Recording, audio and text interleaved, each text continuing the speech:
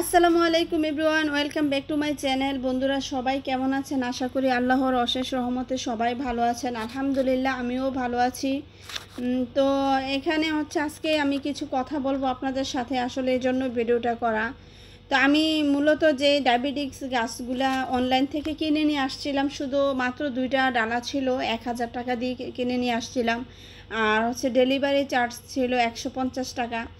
তো মোট মিলে 1150 টাকা গিয়েছে। তো এই যে দেখেন আমি কেটে ফেলেছি এই ডালাগুলি। তো কেন কেটে ফেলে দিলাম, আসলে ডালাগুলি কাটার কিছু কারণ আছে, এই কারণটা পরে জানাচ্ছি। আর এই যে এই মুকুলগুলা কি এগুলা খাওয়া যায় বা এগুলা কি বীজই হয় না ফুল, এটা আমি আসলে বন্ধুরা আমি এই ব্যাপারে আমার কোনো ধারণা নেই বা আমি জানি না।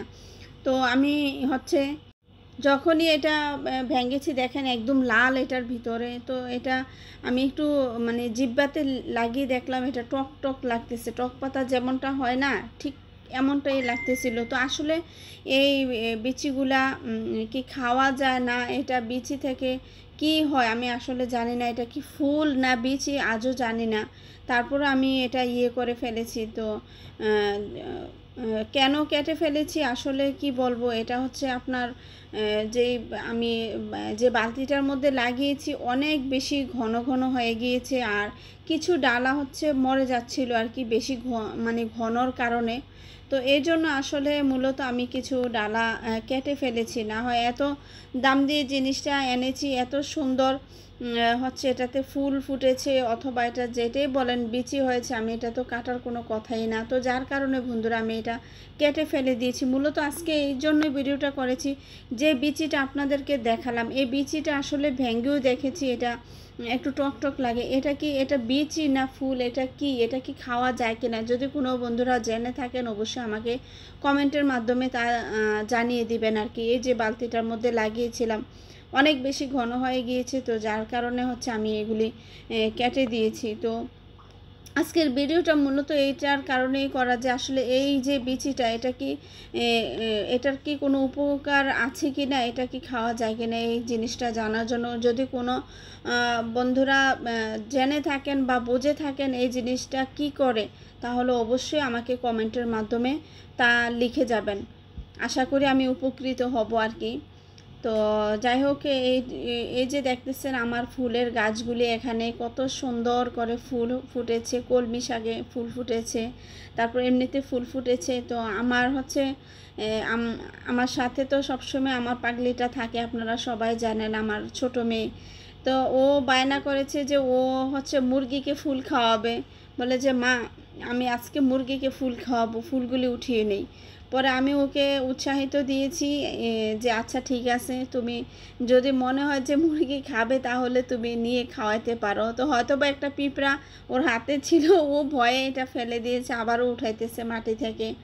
তো আসলে গাছের ওইভাবে পরিচর্যা করা হয় না আমার। আর এই যে এদিক দিয়ে দেখেন হলুদ গাছগুলি লাগিয়েছি মাত্র 2টা, এখন দেখেন অনেকগুলি হয়েছে, আলহামদুলিল্লাহ খুবই সুন্দর লাগতেছে। আমি আপনারা জানেন বন্ধুরা আমি গাছের খুবই গাছপ্রেমিক বললে হয়। তো আমি আসলে সময় সাপেক্ষে আমি এগুলি পরিচর্যা করতে পারি না, কারণ এখন রোদ তো অনেক বেশি রোদ থাকে। তো রোদ আমি আসলে আমার রোদ অনেক একটা মানে আমার এফেক্ট করে শরীরের মধ্যে, এই জন্য আমি রোদে বেশি যাইতে পারি না, থাকতে পারি না, যার কারণে গাছগুলি পরিচর্যা করতে পারতেছি না আর কি। তো আলহামদুলিল্লাহ ঢেঁড়স গাছগুলিও বড় হয়ে যাচ্ছে, ঢেঁড়সের ফুল আসতেছে। তো মোটামুটি গাছগুলি এই অবস্থায় আছে, তেমন পরিচর্যা করা হচ্ছে না, যার কারণে এখন গাছগুলি ওইভাবে সতেজ যে জিনিসটা ওইটা ওইভাবে ফুটিয়ে উঠাইতে পারতেছি না। তো আশা করি এখন যেহেতু শীতকাল আসতেছে অবশ্যই গাছের চর্চা নিতে হবে, পরিচর্যা না নিলে তো আমি ফলন পাবো না। তো যেহেতু পাখি মুরগি ওদেরকে নিয়ে ব্যস্ততা থাকি, যার কারণে ওই দিকটা আমার আর সামলানো সম্ভব হয় না। আর সামলানো সম্ভব হয়তো যদি এত বেশি রোদ না থাকতো, প্রচুর পরিমাণে রোদ, যার কারণে বাইরের গাছগুলির সেবা যত্ন নিতে পারতেছে না আর কি। আর এদিকে দেখেন কার কার ঘরে এরকম পাগলি ছোট বাবু আছে বললেন, এই যে দেখেন ওর কাহিনী, ফুলগুলি এনেছে, এনে তারপর মুরগিদেরকে দিতেছে। তো আসলে ও হাত দিয়ে সবগুলিকে দিতেছে, তো ওরও মাশাআল্লাহ দেখলাম পরবর্তীতে ফুলের পাপড়িগুলি খেয়ে নিল। তো এই আর কি। যাই হোক বন্ধুরা, ভিডিওটা কেমন লাগলো অবশ্যই আপনারা কমেন্টের মাধ্যমে তা আমাকে জানাবেন। আর যদি ভিডিওটা আমার ভালো লেগে থাকে আপনারা অবশ্যই আমার ভিডিওটা তে লাইক দিয়ে আমাকে কমেন্ট করে জানিয়ে যাবেন কে কোথায় থেকে দেখতেছেন আমার ভিডিওটা। আশা করি আপনাদের ভালো লাগবে। আর আমার ভিডিওগুলি ভালো লাগলে অবশ্যই আমার চ্যানেলটাকে সাবস্ক্রাইব করে দিবেন। যারা নতুন আছেন তাদের জন্য অনেক বেশি আমার শুভকামনা রইল, এবং পুরানো যারা আমার ফ্রেন্ড আছেন তাদের জন্য আমার শুভকামনা রইল। তো আজ এখানেই বিদায় নিলাম, কথা বাড়ালাম না। সবাই ভালো থাকেন, তো আমার জন্য দোয়া করবেন।